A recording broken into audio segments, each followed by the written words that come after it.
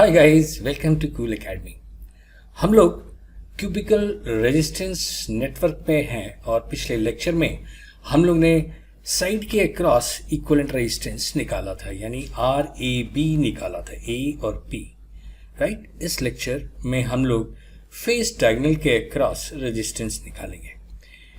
क्योंकि ये 3D network है तो इसे हम लोग कोशिश करेंगे कि इसे फ्लैट नेटवर्क यानी 2D नेटवर्क में हम लोग कन्वर्ट करें, और जैसे कि पिछले वीडियो में हम लोग ने किया था। और उसके लिए हम लोग एक सिमेट्रिकल प्लेन को डिवाइड करेंगे। ये प्लेन है, इससे हम लोग सिमेट्रिकली डिवाइड किया और इसे कन्वर्ट किया 2D में। जो रेजिस्टेंस यहाँ पे कट हुए हैं, जैसे ये रेजिस्टेंस, ये रेजिस्टेंस और ये रेजिस्टेंस और ये रेजिस्टेंस, ये हमारा क्रॉस सेक्शनली कट हुए हैं, यानी वर्टिकल इस तरह कट हुए हैं, यानी एरिया डिवाइड हुआ है। और इस कारण इसका रेजिस्टेंस क्या हो जाएगा, 2R। अगर सभी क्यूबिकल जो रेजिस्टेंस हैं उनका अगर रेजिस्टेंस R है तो इनका 2R हो जाएगा। क्यों हो जाएगा, इसका डिटेल हम लोग ने पिछले वीडियो में किया है, जब हम लोग ने साइड के अक्रॉस रेजिस्टेंस निकाला था, राइट गाइस।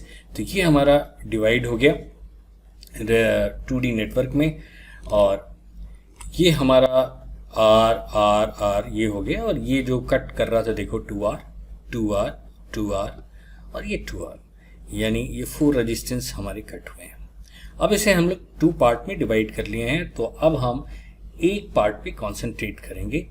जैसे ये हमारे 2 पार्ट हो गए और ये हम लोग एक पार्ट पे कंसिडर करेंगे, और ये पैरेलल में कट हुए हैं, ठीक है। तो पैरेलल कैसे हैं ये हम लोग आगे देखेंगे। तो फिलहाल हम ये एक पार्ट को R' मानेंगे और दूसरे पार्ट को भी R', और ये पैरेलली कट हुए हैं इसलिए R इक्वलेंट R'/2 हो जाएगा। ये हमारे तीनों केस में होगा। पहले केस में भी हम लोग ने देखा था जब RAB के क्रॉस निकाला था, क्योंकि ये पैरेलल कट होते हैं इसलिए R'/2 हो जाएगा। और 2 इक्विवेलेंट रेजिस्टेंस जब पैरेलली अरेंज होते हैं तो उनका इक्विवेलेंट रेजिस्टेंस R'/2 होता है। ये हम लोगों ने पिछले लेक्चर में देखा था। अब हम RBC पे कॉन्सेंट्रेट कर रहे हैं, तो अब हम BC के क्रॉस रेजिस्टेंस निकालेंगे। तो ये हमारा ये BC है, ये BC के क्रॉस निकालना है। तो अब आप देखो ये 2R और R हमारा क्या सीरीज में है, ये R और ये 2R भी सीरीज में है, तो ये हो जाएगा R + 2R = 3R, दोनों रेजिस्टेंस का।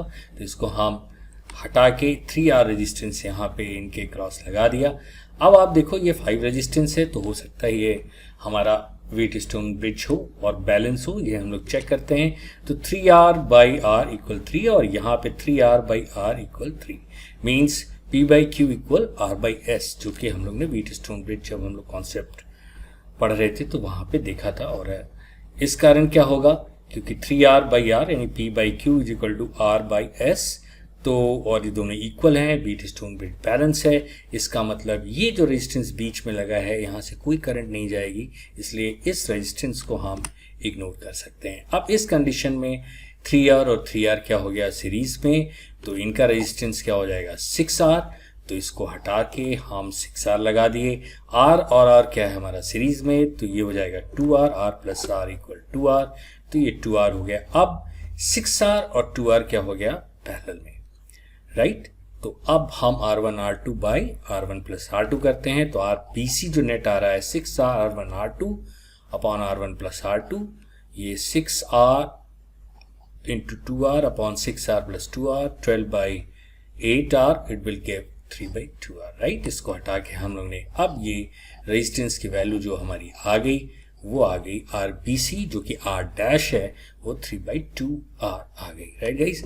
तो अब इसे हम BC के क्रॉस जो हमारा रेजिस्टेंस है RBC जो आया वो हमारा 3/2 आ रहा होगा। और ये जो साइड में रेजिस्टेंस आ रहा है जिसको हम लोग ने अलग किया था, ये हमारा साइड में है। इसको अब हम नीचे लाते हैं क्योंकि इन दोनों को जोड़ना है, पैरेलल जोड़ना है। तो ये रेजिस्टेंस देखो नीचे आया, तो ये भी हमारा क्या हो जाएगा 3/2R। अब ये दोनों देखो रेजिस्टेंस क्या है 3/2R और 3/2R, RBC दोनों पैरेलल में है, तो इसका इक्विवेलेंट क्या हो जाएगा R'/2 3/2R, और it will give 3/4R, right guys.